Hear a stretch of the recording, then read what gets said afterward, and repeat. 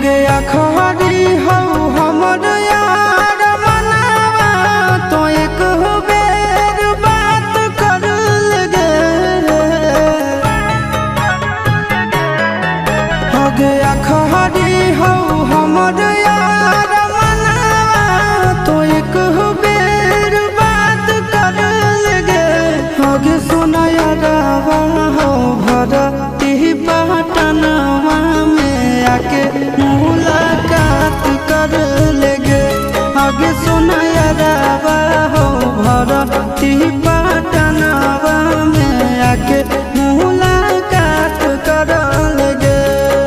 आगे चली जाइबौ छोड़ी के दुनिया विदाई अपने हाथ कर लेगे। आगे सुना यारवा हो भरती पटनवा में आके मुलाकात कर लेगे। आगे सुना यारवा हो भरती पटनवा में आके मुलाकात कर लेगे।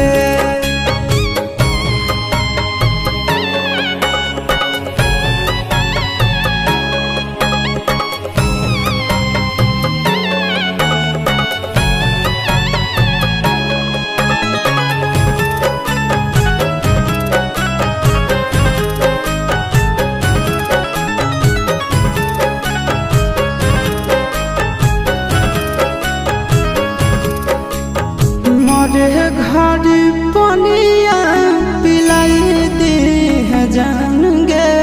कफन ओढ़ाई दी है टूटत ही जब प्राण गे। मरे घर पनिया पिलाई दी है जान गे। कफन ओढ़ाई दी है टूटत ही जब प्राण गे। हगे हमारा से तोरा जाती प्यार होता भेंट साक्षात कर लगे। हगे सोना यारवा हो भरती पटनवा में आके मुलाकात कर लेगे। हगे सोना यारवा हो भरती पटनवा में आके मुलाकात कर लेगे।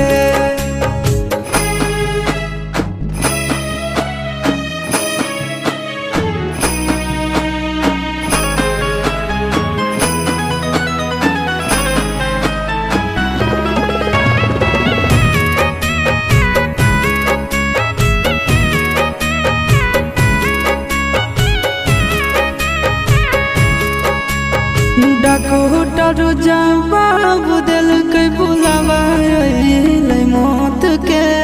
देखी के चेहरा जानू चल जाई है लौट के। डॉक्टर जवाब दिल के बुलावा मौत के।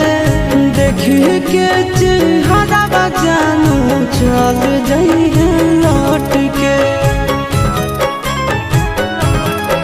आगे अमन आलम दिला आशीष नंदन से अभी विश्वासघात कर लगे। आगे सोना यारवा हो भरती पटनवा में आके मुलाकात कर